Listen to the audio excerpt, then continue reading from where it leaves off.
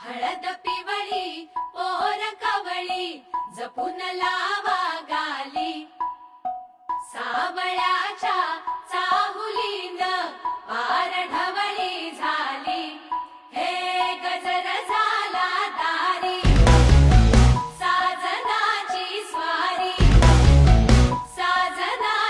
स्वारी आली लाजदारी